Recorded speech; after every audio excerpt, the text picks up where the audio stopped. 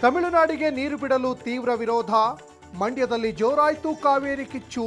ರೈತ ಹಿತರಕ್ಷಣಾ ಸಮಿತಿಯಿಂದ ಹೆದ್ದಾರಿ ತಡೆದು ಪ್ರೊಟೆಸ್ಟ್.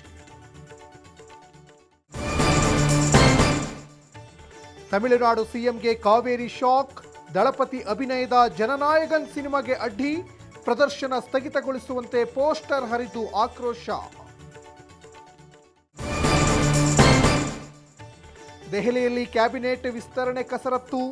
ರಾಜ್ಯ ನಾಯಕರಿಗೆ ಸಿಕ್ತಿಲ್ಲ ರಾಹುಲ್ ಗಾಂಧಿ. ಇಂದು ಮೀಟಿಂಗ್ ಆದರೆ ನಾಳೆಯೇ ಪ್ರಮಾಣ ವಚನ ಫಿಕ್ಸ್. ಬ್ಯಾಡ್ರಹಳ್ಳಿ ನಿವಾಸಿಗಳಿಗೆ ತಪ್ಪದ ಚಿರತೆ ಕಾಟ. ಒಂದೇ ತಿಂಗಳಲ್ಲಿ 6ನೇ ಬಾರಿ ಪ್ರತ್ಯಕ್ಷ.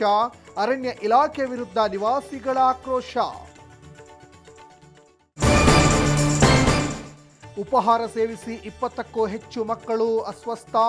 ಕಳಪೆ ಆಹಾರ, ಕಲುಷಿತ ನೀರು ಸೇವನೆಯಿಂದ ಏರುಪೇರು.